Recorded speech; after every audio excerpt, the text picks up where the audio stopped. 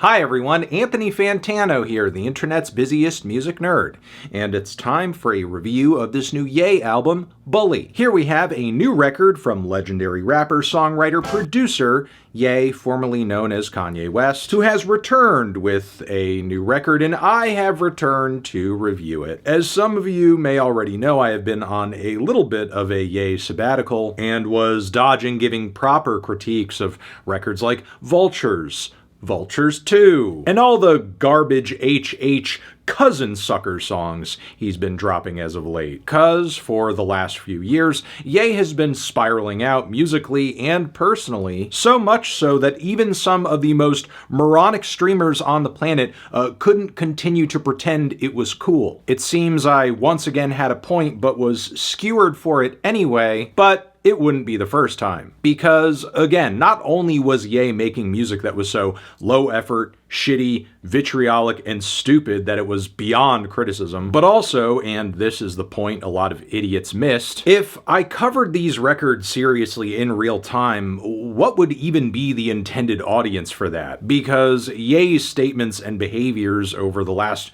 few years have understandably pushed a lot of people away, so basically the only people who are still left willing to even watch a review are the most parasocial psychos who are most likely going to reject any criticism of him. Because, believe it or not, I actually don't make content just to please Kanye fart sniffers. So I figured for as long as Ye would continue using his platform to spread fascism and self-immolate, there wasn't really a point in talking about it all that deeply. And I won't apologize for not wanting to fully humor a man while he is covering himself in swastikas and ruining one of hip-hop's great legacies. In fact, I would argue that some of his biggest supporters over the last few years are really his biggest enemies, because they really only serve to validate his worst tendencies, because they're more in love with him as an individual than they are the music he makes. And really, this is no more evident than in how some were willing to openly embrace Ye using AI on the initial version of Bully, and even brush off the question of how much AI there is still potentially left on this album, cause they don't even care if what they're hearing on his records is actually him, or some random background guy or writer using an interface to sound like him. Just as long as Ye's name is on it and he's shoving it down his fans' throats, that's all that really matters. And yeah, I know so far this review is kind of turning more into a commentary on Ye's audience than it is a commentary on the music itself, but it's not as if Ye hasn't mutated his fan base into the weird form it's taken today. And this man is nothing if not acutely aware of who is listening to his music and what they want from him. In fact, this has been one of his greatest strengths across his career. Part of what's made him such a compelling figure in music is how willing he's been to fly in the face of his audience's desires and those around him in the music industry. Like Kanye, don't rap, don't go solo, just make beats. Just make hip-hop music. Don't fuse that stuff with pop music and electronica. And even though that was good, give us more rap songs. Don't do a bunch of auto-crooner type cuts and start a new genre, essentially, etc., etc., etc., etc. Hardcore fans know how the story goes, and even casuals understand Ye's progression too. And also how that contrarian streak developed into a negative feedback loop, barreling Ye toward extremist ideology, something he has since apologized for on a few platforms, which seemingly has been enough to get him back in a position where he is getting platformed and pushed on music streaming platforms again, even landing a headline spot at the UK Wireless Festival this year. But as surprising as it has been to see Ye course correct with all of this, it does all increasingly feel more and more like damage control than actual atonement, because after his apology for all of the anti-Semitism, his lawyers then went on to explain away many of these comments as art, which personally I feel like muddies the waters and downplays the severity of a lot of what he did and said, and even feels like an insult to his past albums and moments where he was legitimately making great art. And, you know, let's not also forget about the crazy shit he said about Jay-Z's kids. His public admission, too, of beating women when trying to support P. Diddy online, which, I don't know, was all of that art, too? Of course, he's currently facing a few major sexual assault cases at the moment, which, again, kind of hard to ignore in light of those comments. And there are some hardcore, I don't even want to say fans, but cultists who will respond to all of this and say, you know what, that's just Ye, though. And while, yes, it is true that prior to this rabbit hole he has been falling down since like 2016, 2017, Ye has always been known to be conceited and egotistical, erratic, and sometimes delusional. Remember when the Bill Cosby tweet was the craziest thing he had ever said? For a long time with Ye and his fan base, there has been this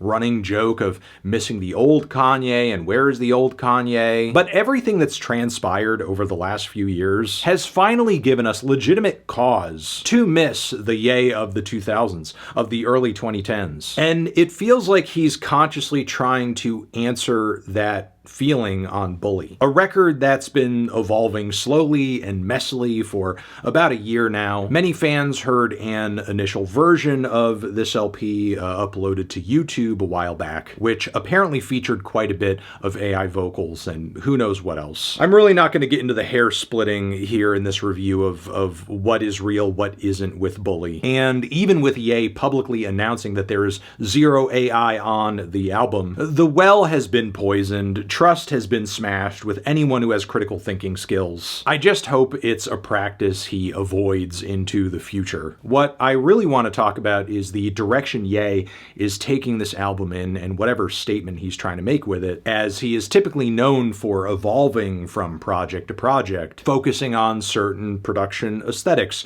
co-writers and collaborators and themes to make each album cycle special and specific. And Bully is surprisingly devoid of any excitement on those fronts, honestly. Part of the reason that I decided to try this record is that I caught wind that Kanye was not pulling the same kind of bigoted bullshit he was on Vultures and Vultures 2. But once I heard the entire record in full, I was surprised to find that the album is completely devoid of anything that might rub anyone the wrong way. Not that a Ye album has to be offensive to be good, but it's important to remember that he has not always been defined by offensive or hateful and bigoted material in his music, but what he has always been is very much audacious and confrontational. And in the process of toning things down for Bully, I think he has also lost that quality and that willingness to challenge himself and his listeners artistically. Because also, typically, Ye is not an artist who really gets all that bogged down in nostalgia for himself. The version of himself he's usually in love with the most is whatever the current version is. And when he does look back to the past, it's typically to expand upon old ideas that he's known for, or maybe make a little self-aware joke about how far he has come since records like College Dropout and Late Registration. But now Bully isn't just Ye treading a little bit of water. That's really kind of the MO of the album, because the writing and performances and production on this thing reek of a desperation I don't think we've ever heard from him to this extent, because nearly every song on this thing, to one degree or another, is essentially saying, hey, remember me? I'm Kanye. Remember all these sounds that I used to do? The ones you loved? Remember I'm egotistical in like a funny way? And I love my mom and I'm into white girls? That's me. I'm Kanye. And it seems like the intention in that is to transport us back to a time when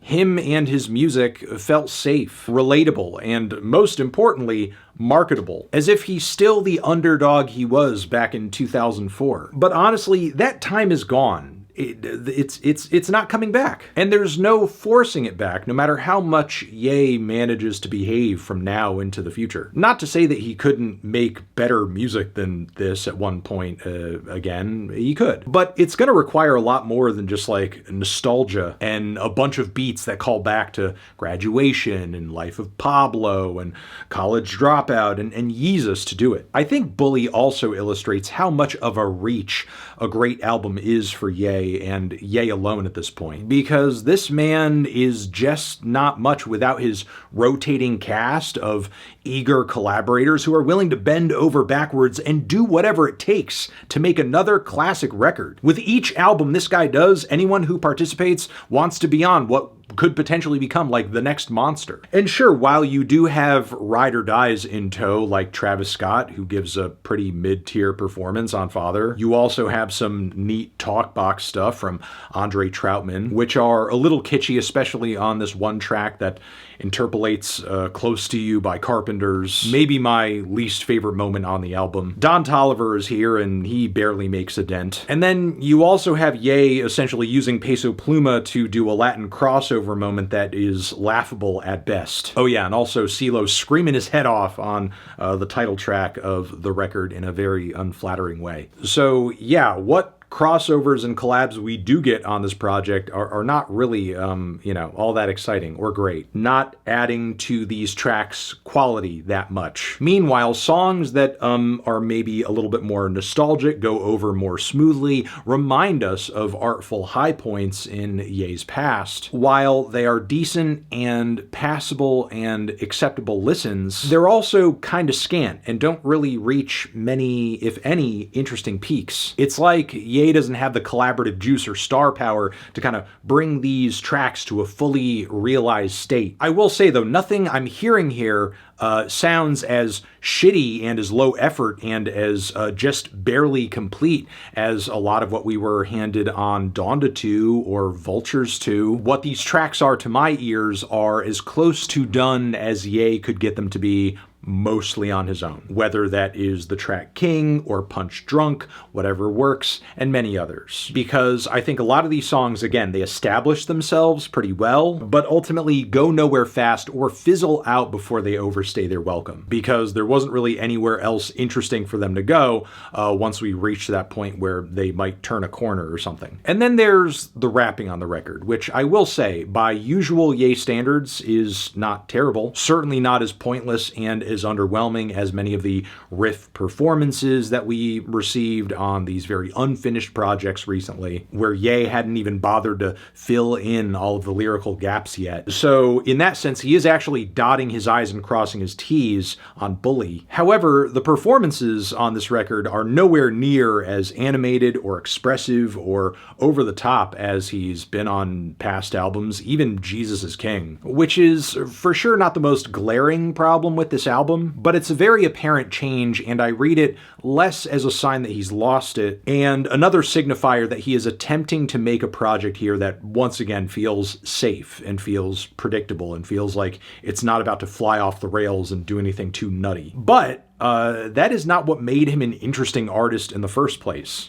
Not to say that I'm endorsing that he do anything like self-destructive or hurtful or harmful. No, I'm talking more about that unpredictability factor that he had artistically. There was always that X factor. You never knew where he was going to take the music next. That wow factor, that creative ambition that he's always been known for, it's just not really here. And because of that, this album, while it is listenable, it's like the most normal sounding Ye album ever. Yeah, not terrible, not even close to his worst album in my opinion, but it's also not even close to his best album either. Really, Bully feels like the record he was forced to make, since having to readjust the way he presents himself due to what he has said in recent years, and also the limited capacity he's been making this music in because of all the creative bridges he's been burning nonstop for 2 years, which I think could have drawn him into a bunch of different directions creatively, but what he did do was just kind of give us this unending nostalgia fest, which was a choice, and I don't think it was a great one. Meanwhile, lyrically, he's kind of flying over many of his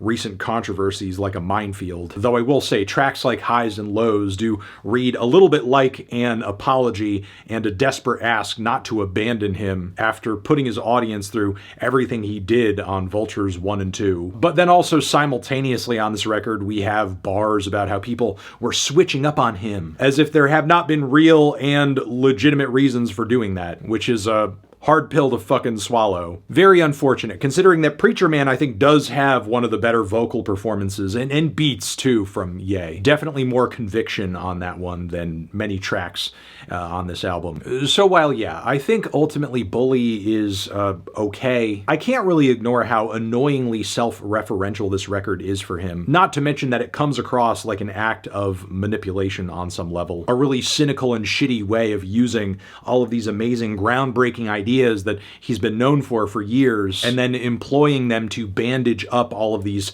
self-inflicted wounds that many had been begging him to stop putting on himself. And look, I'm not trying to be a dick. I'm not trying to be an asshole here. I'm not trying to be unfair or say that it's like impossible to win me over here. But whatever that it is not this. Which is why I'm feeling a strong 4 to a light 5 on this record. Transition, have you given this album a listen? Did you love it? Did you hate it? What would you rate it? You're the best, you're the best. What should I review next? Hit the like if you like. Please subscribe and please don't cry. Hit the bell as well. Over here next to my head is another video that you can check out.